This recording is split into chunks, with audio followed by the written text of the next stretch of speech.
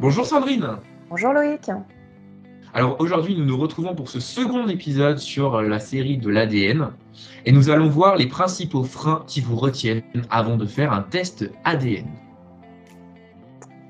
Alors, du coup, si je peux donner mon éclairage, effectivement, moi j'ai mis pas mal de temps à me décider et les raisons pour cela, c'était déjà, la thématique me semble très complexe. Il y a beaucoup d'informations et c'est vrai que cette masse d'informations, j'avais un peu peur de me retrouver perdue et de ne pas savoir comment analyser les résultats. Pas mon domaine de compétence. Et puis je me suis dit, bah voilà, si je fais un test et que je ne sais pas quoi en faire derrière, quelle est l'utilité, voilà. Donc ça, c'était un des freins que j'ai pu ressentir. Et puis, comme beaucoup, le questionnement sur les informations liées à ce test. Qu'est-ce qu'on fait de nos données? Mais ça, je pense que c'est une question qu'on se pose tous quand on est dans l'optique d'envisager, en tout cas, de faire un test ADN. C'est les principaux freins que j'ai pu voir sur cette question-là, en tout cas. Ce qui est principalement les freins les plus recensés par les Français aujourd'hui. Les freins, d'ailleurs, ils sont très personnels, hein. On a chacun des peurs différentes. Parce que oui, on peut parler de peur, hein, faut pas... on peut y aller, hein, c'est ça. Et effectivement, donc c'est propre à chacun et ça vient toucher des questionnements sur lesquels on peut avancer et ensuite se lancer. En tout cas, une chose est sûre, c'est que faire un test ADN, c'est pas anodin, ça génère beaucoup d'émotions. Positives et moins positives, on est bien d'accord. Mais voilà, en tout cas, l'idée de ces rendez-vous, c'est aussi de pouvoir rassurer, parce qu'il y a aussi des bonnes choses qui peuvent naître d'un test ADN et des analyses qui vont suivre. Donc voilà, j'espère que dans les prochains numéros, on vous donnera des pistes et des informations qui vous aideront à cheminer sur cette question-là qui, effectivement, soulève pas mal d'émotions. Exactement, on va vous aider à lever ces freins petit à petit. Bien évidemment, on ne peut pas lever tous les freins, mais on va vous lever les principaux pour permettre d'avancer de manière plus sereine dans sa recherche concernant ses origines. Merci beaucoup Loïc. À bientôt Sandrine. À très bientôt. Bonjour Carole. Bonjour Loïc. Alors aujourd'hui, on va voir avec toi quel a été ton frein principal lorsque tu as parlé de tests génétiques à ta famille. Raconte-nous un peu. Oui, alors personnellement, moi, je n'avais pas de frein. Au contraire, c'était quelque chose que j'avais vraiment envie de faire parce que je savais que ça allait pouvoir m'aider dans mes recherches et j'avais vraiment envie de découvrir cette piste-là. Donc, je l'ai proposé tout de suite à ma maman qui m'a suivie complètement et qui elle-même n'a pas eu de frein. Par contre, malheureusement, je n'ai plus mon papa et c'est vrai que j'aurais aimé avoir d'autres membres de la famille qui participent à l'aventure génétique. C'est vrai que c'est compliqué. Pour l'instant, je suis confrontée aux freins de ma famille qui, eux, ne souhaitent pas pour l'instant partir dans cette aventure-là.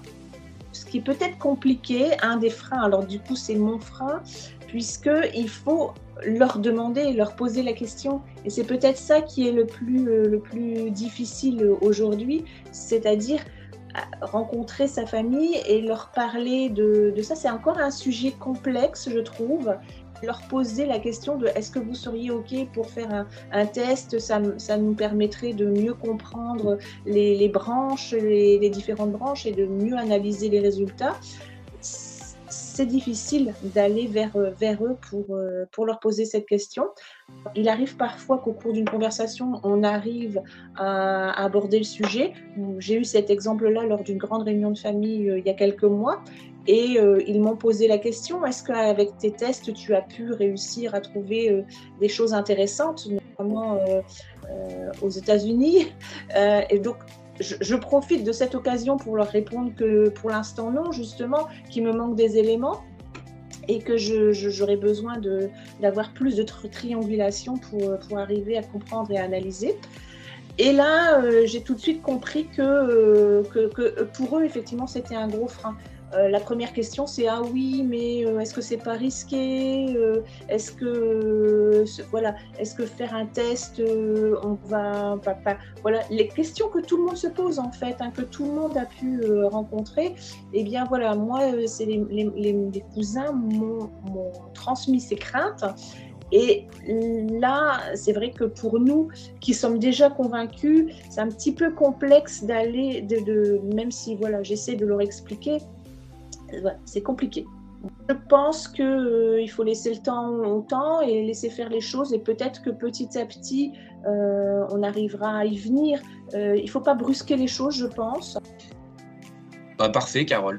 Merci beaucoup. Mais de rien, j'ai été ravie de pouvoir répondre à tes questions. Adeline. Bonjour Loïc. Alors, je t'invite à témoigner et à dire pourquoi tu as un peu peur de faire un test génétique. Alors, je pense qu'il y a plusieurs choses. Enfin, peur. Voilà, comme je te disais, c'est quelque chose que je connaissais pas, enfin voilà, que je maîtrise pas forcément. Voilà, moi j'ai fait mon petit arbre généalogique dans mon coin quand j'étais petite, et voilà, je m'attache peut-être un peu trop à la façon dont vivaient mes ancêtres, ce qu'ils faisaient, où est-ce qu'ils étaient, et du coup j'avance pas beaucoup. Donc voilà, c'est peut-être une des principales causes aussi.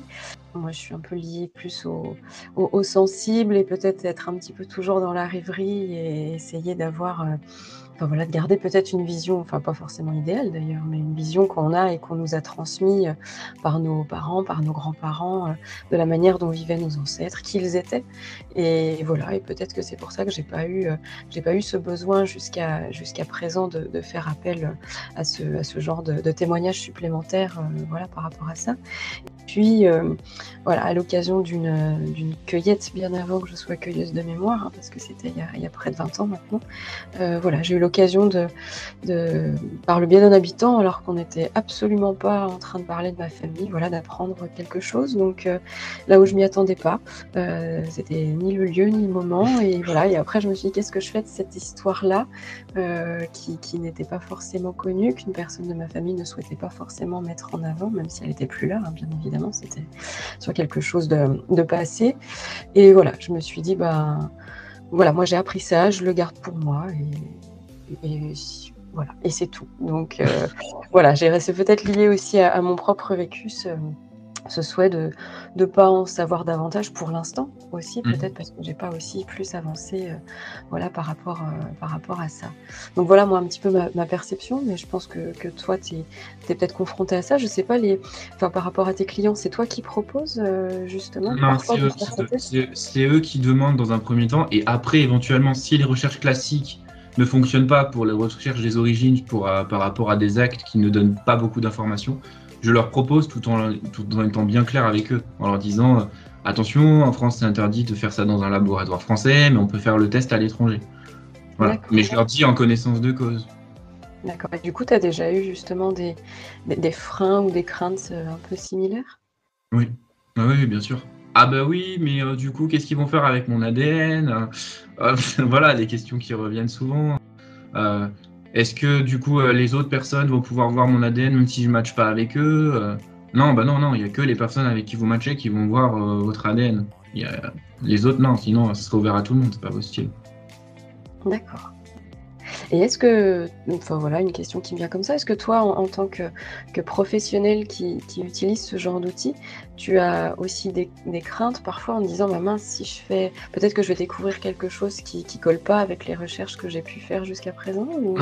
Oui, la preuve avec mon exemple perso, oui, bien sûr, puisque du coup, j'avais mon arrière-grand-mère qui avait été abandonnée, et ça faisait depuis mes 20 ans que j'enquêtais sur son père biologique. J'avais plein d'indices par les actes qui m'indiquaient que c'était lui, tel un puzzle.